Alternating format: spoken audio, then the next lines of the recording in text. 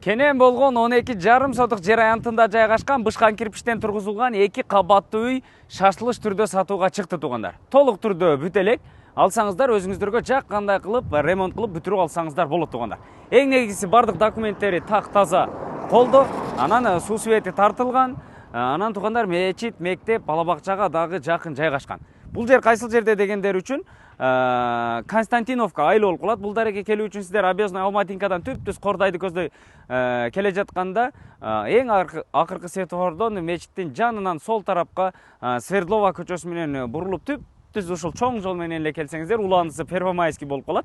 Бул жагынан ошол Садовая деген көчөгө бурулганда эле ушул угловойдо жайгашкан үй туугандар. Жери кенен 12,5 сотық. Келиңиздер, жеринин планын бир катар сиздерге көрсөтүп коеюн. Бул ушул биз турган Первомайский көчөсү болсо, бул жагы мынау кирип кеткен Садовая көчөсү болот. Мына ушундай формада 12,5 сотық жер аянтында жайгашкан үй туугандар. Жүрүңүздөр, бир катар сиздерге көрсөтөйлү. Эң негизгиси бардык документтери так таза колдо. Суу свети тартылып келинген, централдык таза суу дагы бар. Анан бул жерден жер астынан таза суусу дагы чыккан. Ал жерге моторчикти койсоңуздар эле суусу чыгат туугандар. Анан жакын жерде мектеп, бала бакча дагы бар. Мынакей, үйдү көрдүңүздөр. Фундаменттери бийик, сеснопоезд колонналары бардыгы куюлган. Экинчи кабаттын жанагы колонналар болсо туугандар ичинен куюлуптур, сыртынан бир катар кирпич урулган экен. Өтө сонун, көрдүңүздөр, Анан бул жагы ушул чоң жолдун жээги болгондугу үчүн кошумча курулуштарды, магазиндерди, анан же болбосо автомойка, ушуга окшогон унаа тетиктерин саткан дүкөндөрдү деле ушул тарапка чоң жолдун жээгин ачып койсоңуздар болот. Бир катар карап көрөсүздөр. Ушул көчө тарабы 46 метр чыгат экен туугандар, узуну. Көрдүңүздөр, бул жагында бош орундугу, анан бул жагынан полия башталат да. Сиздердин чек араңыздар андан кийин бир 4 метрдей жолдун орду калтырылып, андан ары анан полиянын чек арасы кетет экен туугандар. Кааласаңыздар бул жерге чакан бир сарайды салып алып туруп, мал баксаңыздар дагы болот экен да. Күзүндө эгин-тигин жыйылгандан кийин бул тарапка ушул полияга жагып коюп эле эме кылсаңыздар болот. Кааласаңыздар ушундай бал челектерди коюп алып туруп, бал алсаңыздар дагы болот экен туугандар. Көрдүңүздөр, негизинен ушул чоң болуп бышкан кирпичтен салынган үй туугандар. Фундаменттери бийик, сеснопоезд колонналары бардыгы куюлган, ушундай 1,5 кирпич менен салынган үй туугандар. Өтө сонун, Бишкек шаарынын ызычуусунан тынч. Ушул жерде ызычуудан алыс жашайм дегендер болсо, алсаңыздар болот. Жери дагы кенен 12,5 сотық туугандар. Жүрүңүздөр, ичин дагы бир катар сиздерге көрсөтүп коеюн. Алсаңыздар эми өзүңүздөргө жаккандай кылып ремонт кылып аласыздар.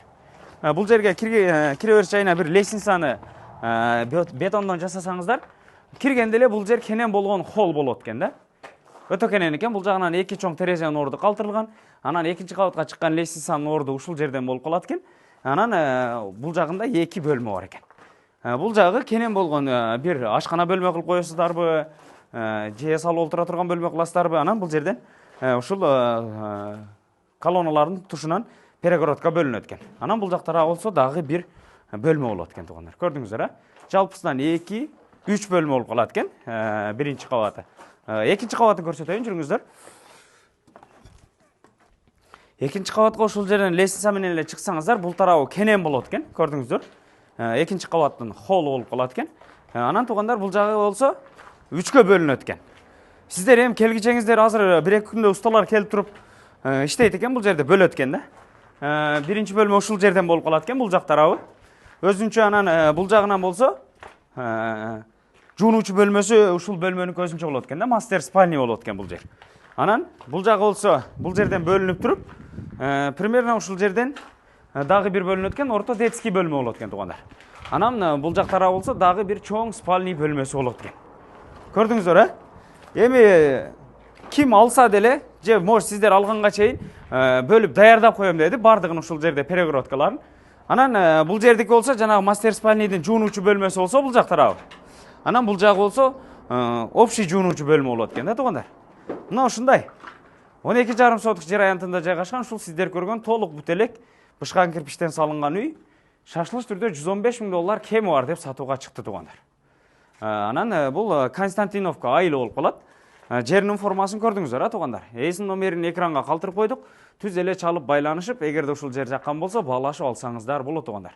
Анан ушундай бышкан кирпичтен салынган 2 кабаттуу чоңураак үй издеп жүргөн дос тууган тааныштар болсо, WhatsApp группаларга ушул видеону бөлүшүп коюңуздар. Сиздер менен тез кабар болду.